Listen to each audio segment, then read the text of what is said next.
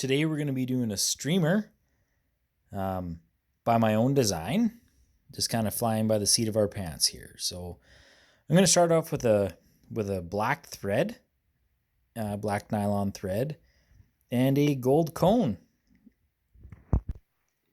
So as you can see so far, I have quite a bit of thread built up in behind that cone. And that's just to kind of hold it stable, so it doesn't shift back and forth and whatnot as we keep tying this whole ordeal on. I'm going to go with a green dubbing, I do believe. A green dubbing as a base layer. It's quite shiny, pretty quite the attractant. So all right, so I've tied on my green dubbing. And it's kind of hard to see, but it's quite flashy. It has a lot of reflective material in it and whatnot. So I'm gonna now tie onto the bottom. I'm going to tie. It's sort of a pearl streamer material. I'll tie that onto the bottom and then show you guys what's next. So as you can see there, I have this pearl white material on the bottom. I've doubled it up. And the effect of that is what I'll do is I'll cut the end here down by my thumb, as it's kind of in a continuous loop. I'll cut the end of that, so this will all fray out really nice. As it sits dry, it's not going to flow well. It's not going to look great. But once you get this sort of material wet and in the water and floating around, it looks amazing. So, and it actually turns a decent blue color in the water, which I was quite surprised about. But so as you can see, I've got it tied up here, and there's the end of my hook, and I have quite a bit out back here. What I will do is I'll trim this. I'll trim it to about that, say, to keep a bit of a tail. You can always take the remainder back here, the remainder of this, and put it back in your box and use it again. So that's obviously tied onto the bottom.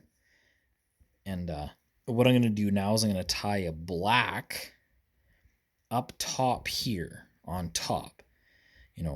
As we all know, fish are quite dark on the bottom and quite dark on the top and quite light on the bottom, and that's kind of their defense against birds up top and fish underneath.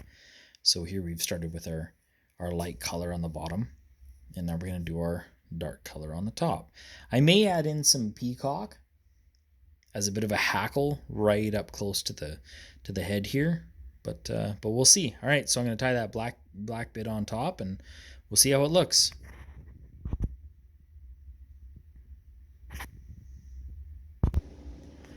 So there we have it. We have that nice black material on top,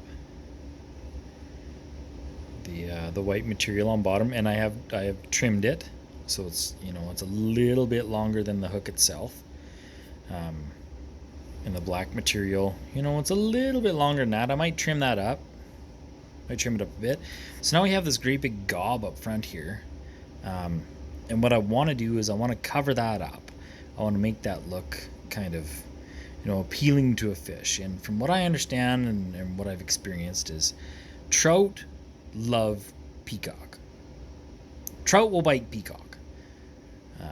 Not sure what it is about it, but we're going to tie some peacock right up front here, kind of for the hackle, and tie it on real tight up against the end of this bullet head. And I'll show you guys that after. All right, so there you have it. I got the peacock up here. It's quite flashy. This is real hard to tell on this light and whatnot, and I mean my camera quality isn't the greatest. I'm just using my cell phone here, but we have that white, that kind of pearl white material on the bottom, which turns a real nice blue in the water. And then we have the black kind of over top. And then once you splay it all open, you can see that green dubbing as the body. Now, what I found about here, these parts. Now, mind you, I'm fishing in Kamloops, British Columbia, and kind of the Kootenay region, or sorry, the Thompson region. Green is the way to go around these parts. I don't know why. I don't know what it is about it, but green is the color to go with around here. So you can use any sort of variation you want. These are just the materials that I have. But yeah, go with whatever colors you want. Go with whatever dubbing you want. Heck, I've got some brown dubbing. I've got some pink dubbing, some blue dubbing. I've got all kinds of feathers and whatnot. I even have some rainbow material such as this on the bottom.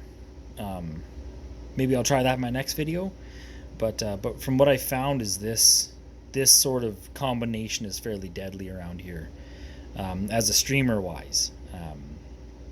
Next, I'm going to be working on some dry flies, trying out some dry flies. But yeah, and that's the art of fly tying, is just let your heart wander and do exactly what you want to do. Try new things, experiment, try this, try that. You never know. Just get these flies in the water. Once you kind of use your imagination and you try new things, try whatever you want, get it in the water, see if it catches fish. Don't just go by the book. Don't just sit there and think, oh well, the book doesn't have this material or that material or requires this and that. It doesn't matter. Tie what you want and then get it in the water and see what it does. But always remember, let your heart wander. All right, have fun out there, guys. See you next time.